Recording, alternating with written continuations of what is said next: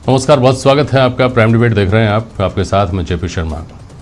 तो WHO का महिलाओं को लेकर ये जो अध्ययन आपने अभी सुना, ये चौंकाने वाला भी है और निराश करने वाला भी। हम इस बात पर बहुत इत्मीनान महसूस करते हैं कि महिलाओं को लेकर समाज की सोच बदल रही है, उन्हें उनका जायज़ हक मिल रहा है और आधी आबादी के हालात बेहतर हो रहे हैं। लेकिन अंतर्राष्ट्रीय महिला दिवस के दूसरे दिन आई WHO की ये रिपोर्ट झकझोरने वाली है, जो ये कहती है कि दुनिया की हर तीसरी औरत घरेलू या यौन हिंसा का शिकार हुई है। ज़्यादा चौंकाने वाली बात यह है कि इसमें अपनों से सताए जाने का प्रतिशत बहुत बड़ा है। यानी घर से बाहर के खतरे तो अपनी जगह, घर की देहरी के अंदर भी नारी शक्ति की दुर्बलता का फायदा उठाया जाता रहा है। भारतीय संदर्भ में देखा जाए तो कहा जाता है कि महिलाओं के अवचेतन में शुरू से ही इस दुर्बलता को बिठा दिया जाता है कि वो खुलकर अपनी किसी भी तरह की पीड़ा किसी को भी बताने में हिचकती है। घर वालों से संस्कारों के नाम पर दूरी और कानून के पास जाने में बदनामी का डर। ऐसे में लाजमी है कि इस बात पर बहस हो, खुलकर बहस हो और इन सवालों पर बात की जानी चाहिए कि महिला सशक्तिकरण के दांवों में कितना दम है। बात केवल हिंदुस्तान की नहीं, पूरी दुनिया की है।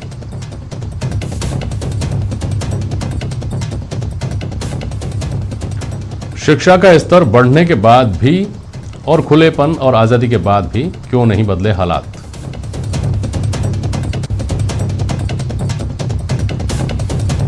और केवल कानून से बदलाव आएगा या समाज भी जिम्मेदारी लेगा।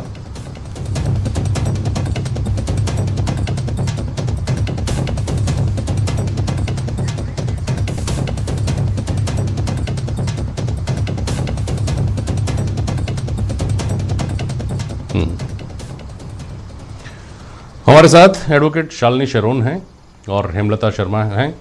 आप सोशल एक्टिविस्ट हैं। राजनीतिक मेहमानों के हमारे साथ जुड़ने की संभावना है। हमने आमंत्रित किए हैं भारतीय जनता पार्टी और कांग्रेस दोनों से प्रतिनिधि। हेमलता जी, आपके पास आता हूँ। महिलाओं की स्थिति चिंताजनक है, ये हम अपने बचपन से सुनते आए हैं। हमारे से पहले की जो पीढ़ियाँ थी वो भी अपने बचपन से ही सुनती आई हुई होंगी और चली गई इस दुनिया से। लेकिन इतनी चिंताजनक है 2021 में कि वर्ल्ड हेल्थ ऑर्गेनाइजेशन की रिपोर्ट ये कहती है कि हर तीसरी महिला, दुनिया की हर तीसरी महिला यौन हिंसा से पीड़ित रही है। तो इसमें केवल हम नहीं शामिल हैं, जिनको हमसे आगे के देश ये कहते हैं कि ये तो कबीलाई संस्कृति में जीने वाले देश हैं, इसमें वो भी शामिल हैं। कैसे देखा जाए इसको? JP ji, it's very sensitive and important issue और मैं ये कहूंगी कि it should be discussed in each and every family. ये हर परिवार में इस विषय पर डिस्कस किया जाना चाहिए। और महिलाओं का एक हमारे समाज में, देश में, मान लीजिए आप, ये जो परसेप्शन है कि महिला अगर उसके साथ में कोई गलत हो जाता है, न्याय हो जाता है, तो वो दबे, वो अपनी बात को नहीं रखें, क्योंकि हो सकता है बदनामी हो। तो मैं आज आपके चैनल के माध्यम से तमाम नारी शक्ति को ये कहना चाहूंगी कि गलत का विरोध करें। ध्यान रखिएगा, अगर आप गलत का विरोध नहीं कर रही है तो कहीं ना कहीं आप भी गलत है।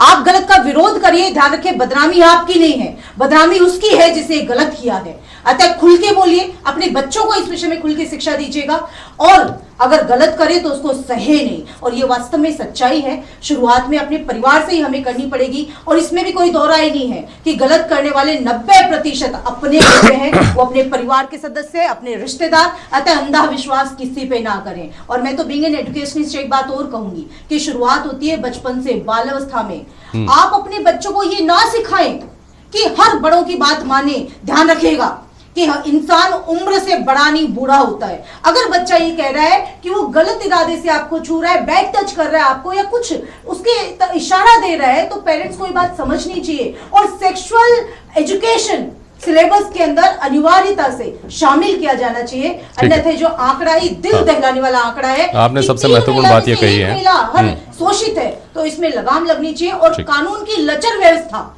इसमें सुधार आना चाहिए। खौफ नहीं है। क्यों ऐसा होता है कि जब अरब कंट्रीज में इस प्रकार के कोई अपराध होते हैं तो सीधा सर कलम, और यहां पर ऐसा होता है तो अपराधी को जमानत मिल